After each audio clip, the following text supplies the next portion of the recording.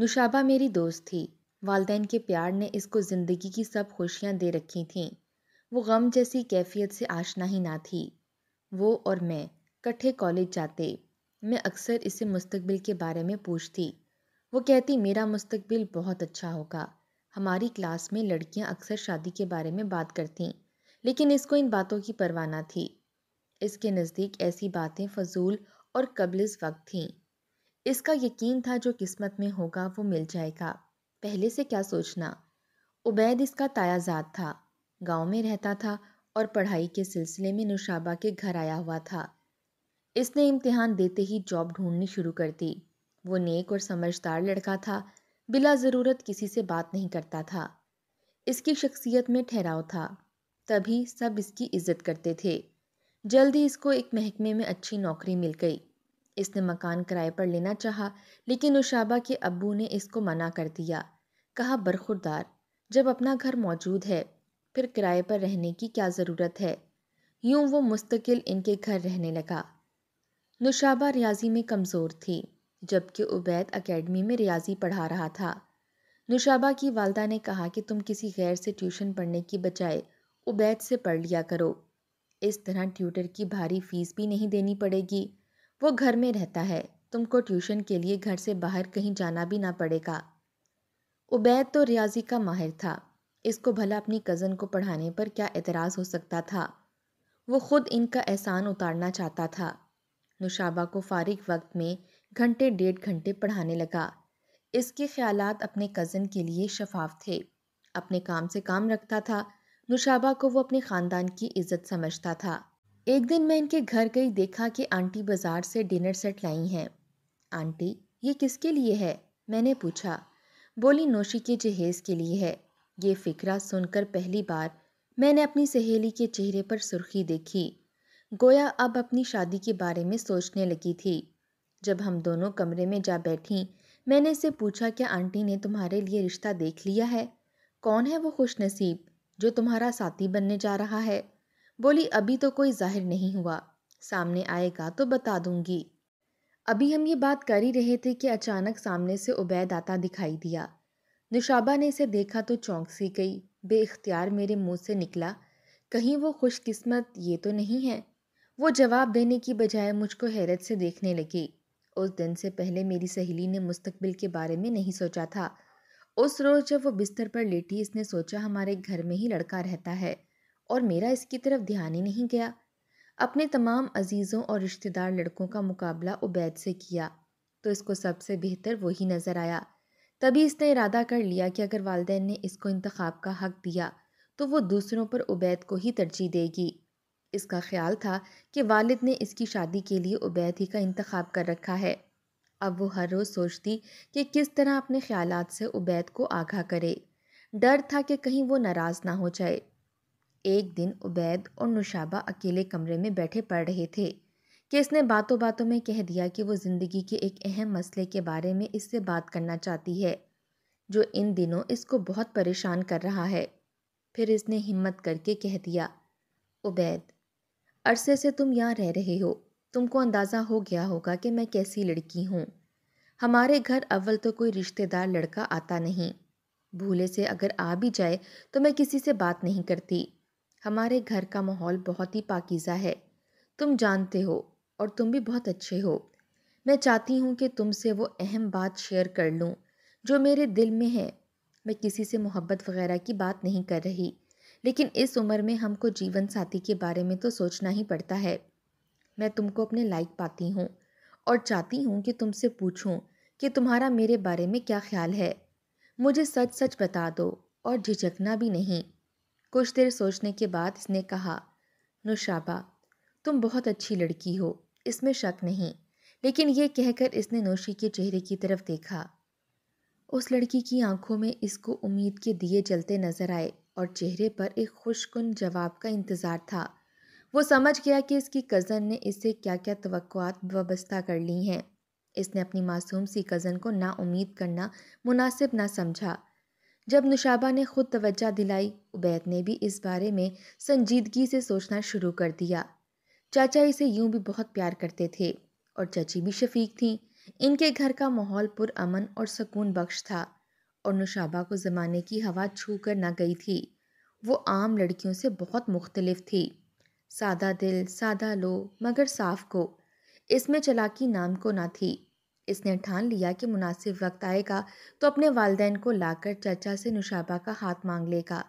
فی الحال کچھ رقم اکٹھی کرنی اور کچھ کر کے دکھانے کا جذبہ دل میں موجزن تھا، تاکہ رشتے کے جواب میں انکار کی گنجائش نہ رہے۔ وہ شہر میں گھر بنانا چاہتا تھا تاکہ اس کی چچی یہ اعتراض بھی نہ کریں کہ تم لوگ گاؤں میں رہتے ہو، میری بیٹی گاؤں میں کیوں کر گزارا کرے گی۔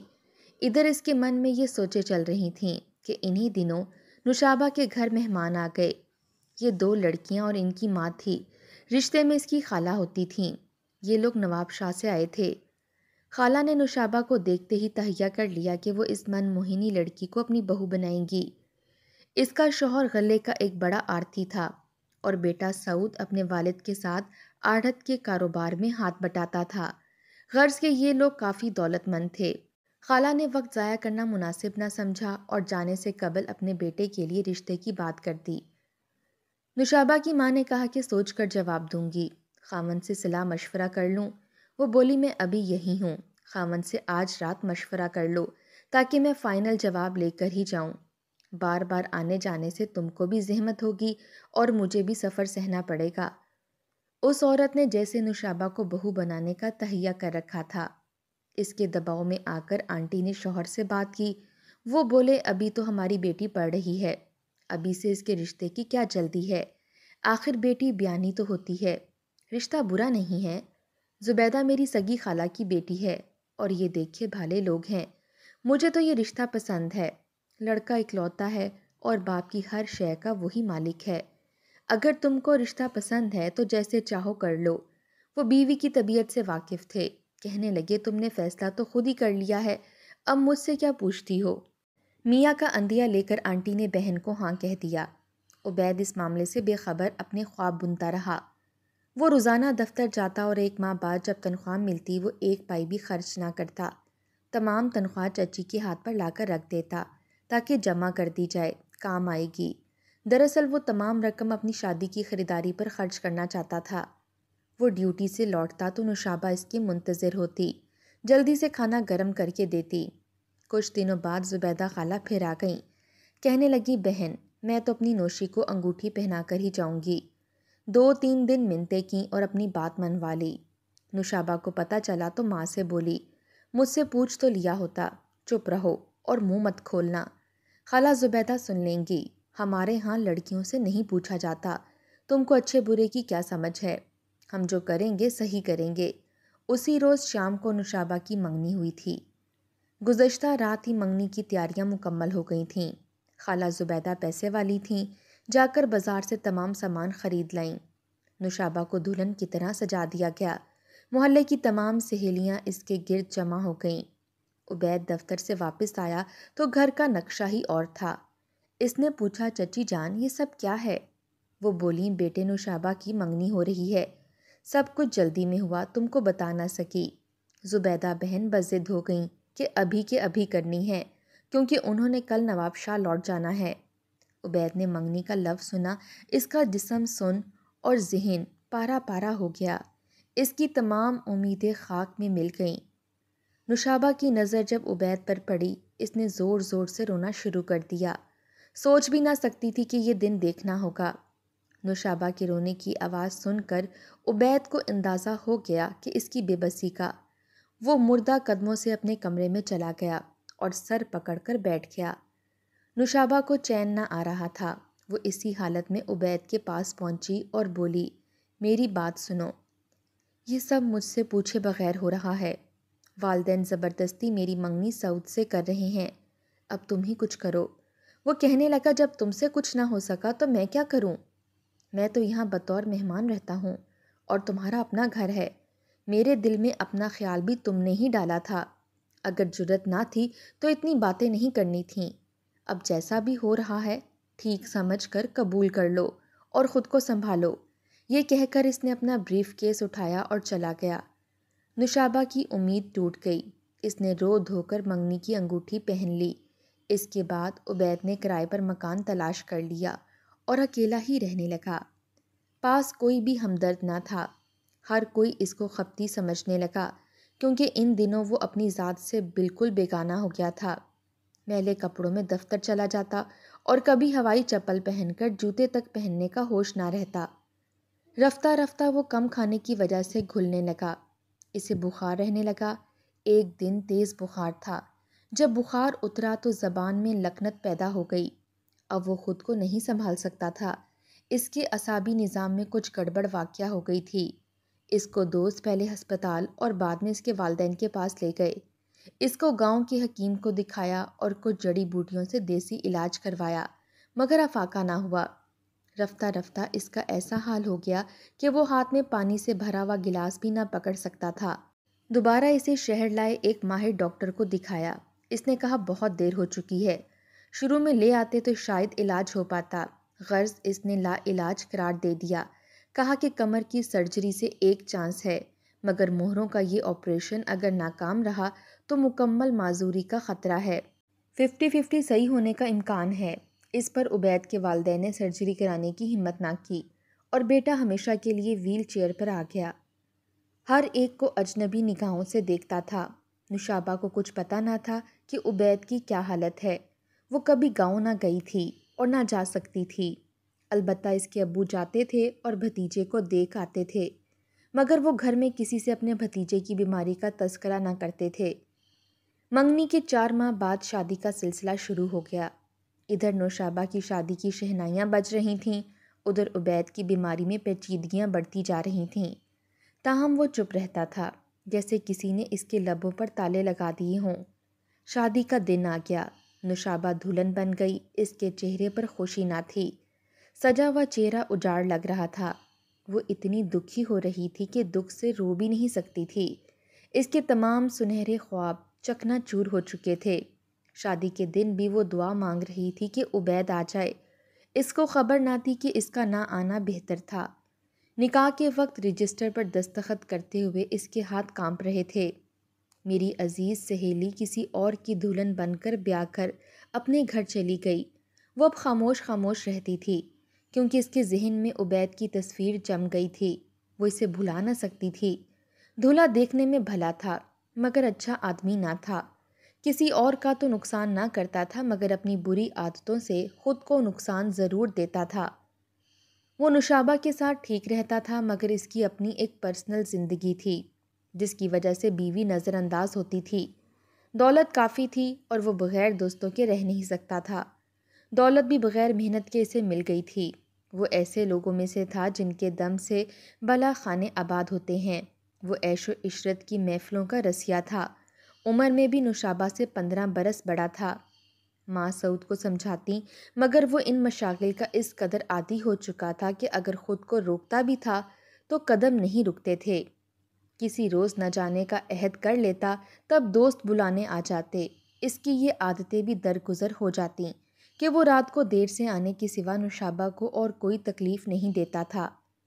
اس کے ساتھ سخت لہجے میں بات نہیں کرتا تھا۔ بیمار ہوتی تو ڈاکٹر کے پاس لے جاتا، میکے جانے سے بھی منع نہ کرتا، کوئی بدسلوکی بھی روا نہ رکھتا۔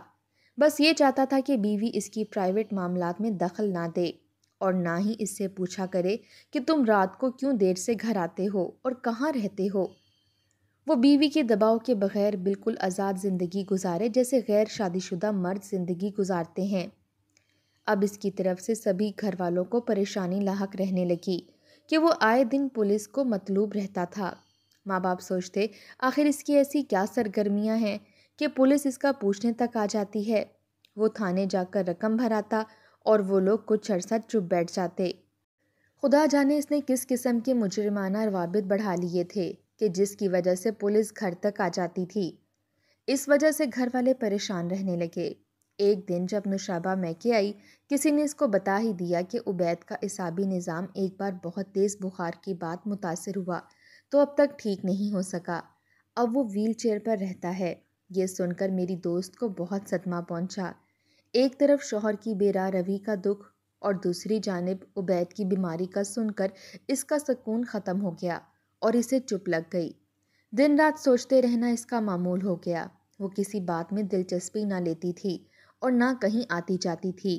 اس کی زندگی 4 دیواری تک محدود ہو کر رہ گئی، حتیٰ کہ میکے بھی نہ آتی۔ ایک رات 12 بجے جب وہ اپنے بستر پر دراز تھی اور اپنی زندگی کے بارے میں غور کر رہی تھی، اس نے در پر دستک سنی۔ اس کے سسر دروازے پر گئے سمجھ رہے تھے کہ بیٹا گھر آ گیا ہے، مگر اس کا بیٹا آج گھر تو معمول سے جلد آ گیا تھا، مگر اپنے قدموں پر نہیں آیا تھا بلکہ دوستوں کے کندھوں پر آیا تھا۔ انہوں نے بتایا کہ کسی جگہ ایک جھگڑے میں سعود کو گولی لگ گئی ہے اور وہ زخمی ہے۔ رات کا وقت تھا، وہ اس کو ہسپتال لے جانے کی بجائے شدید زخمی حالت میں گھر اٹھا لائے۔ خدا جانے یہ کیسے دوست تھے۔ وہ اس کے بے جان سے سراپے کو بوڑھے باپ کے کندھوں میں تھما کر چلے گئے۔ سعود کی نبض ڈوب رہی تھی، جسم سے کافی خون بہہ چکا تھا۔ گھر میں کھلبلی مچ گئی۔ باپ نے مدد کے لیے پڑوسیوں کو آواز دی، وہ سب مل کر اس کو گاڑی میں ڈال کر ہسپتال لے گئے، لیکن راستے میں سعود نے دم توڑ دیا۔ ہسپتال تک جانے کی نوبت نہ آئی۔ باپ تو کمر کو پکڑ کر دیوار کے ساتھ لگ گیا۔ سعود اس کا اکلوتا لخت جگر تھا۔ پتہ چلا کہ بلا خانے پر گانا سنتے ہوئے جھگڑا ہوا اور ایک تماش بین سے گولی چل گئی جو نشے میں تھا۔ دوست بھی ویسے ہی تھے جنہوں نے ہسپتال لے جانا مشکل جانا، وہ اس کیس میں پھنسنے کو تیار نہ تھے۔ سو ایسوں کی دوستی ایسوں سے ہی ہوتی ہے جو وفا اور لحاظ سے خالی ہوتے ہیں۔ نوشابہ پہلے ہی اپسٹ تھی، اب تو نیم پاگل ہو گئی۔ وہ اجڑ کر باپ کے در پر آ گئی۔ آج ماں پچھتا رہی تھی کہ اس نے 2 دلوں کو ہی نہیں 3 گھروں کو اجاڑ دیا تھا۔ آنٹی اب پچھتا رہی تھیں کہ ان سے کتنی بڑی بھول ہو گئی۔ زبیدہ سے رشتہ تو ضرور تھا، لیکن ان کے لڑکے کے بارے میں تحقیق نہ تھی۔ کم از کم سعود کے بارے میں کچھ معلوم کر لیا ہوتا۔ بہن کی محبت میں آنکھیں بند کر کے بیٹی کو تباہی کی آگ میں جھونک دیا۔ اب بیٹی دکھی تھی تو ان کا دل بھی خوش نہ تھا۔ نوشابہ کافی عرصے سے تنہا رہی۔ وہ گھر میں بیمار پڑی سلگتی رہی۔ ماں باپ اس کو ملازمت کرنے کی اجازت بھی نہ دیتے تھے۔ میں ایک روز اس کے گھر گئی تو اس کی حالت مجھ سے دیکھی نہ گئی۔ میں نے آنٹی کو سمجھایا کہ اگر نوشابہ ملازمت کرنا چاہتی ہے تو اسے کرنے دیں، اس طرح اس کا دھیان بٹے گا اور دل بہل جائے گا۔ وہ معاشرے میں اپنا کچھ تعمیری کردار ادا کر سکے گی۔ یوں گھر میں ایک قیدی کی طرح بند رہ کر تو وہ اپنی آنکھ میں جل جل کر راکھ ہو جائے گی۔ انہوں نے میری بات کی لاج رکھ لی اور بیٹی کو ملازمت کی اجازت دے دی۔ میں نے نوشابہ کے لیے اپنے اسکول میں جاب کی گنجائش نکالی اور وہ میرے ساتھ اسکول میں پڑھانے لگی۔ جب وہ گھر سے نکلی اس کے رویے میں کافی تبدیلی آ گئی اور اسکول کے بچوں میں اس کا دل لگ گیا۔ وہ اب ان کے درمیان ہنستی مسکراتی تو بہت اچھی لگتی۔ افسوس کہ ہمارے معاشرے میں کتنی ایسی نیک اور اچھی لڑکیاں ہیں جو والدین کے غلط فیصلوں کے باعث اجڑ جاتی ہیں۔ ایسی لڑکیوں کو اگر کوئی تعمیری کردار ادا کرنے کا موقع میسر آ جائے تو ان کی زندگیاں مزید تباہ حال نہ ہوں اور نہ وہ گھٹن کا شکار ہو کر خود کو بیکار سمجھنے لگیں۔ نوشابہ کے معاملے میں تو میرا یہی تجربہ ہے۔ آپ کی کیا رائے ہے؟ دوستوں کمنٹ باکس میں ضرور بتائیے گا۔ ملتے ہیں اگلی ویڈیو میں، تب تک کے لیے اللہ حافظ۔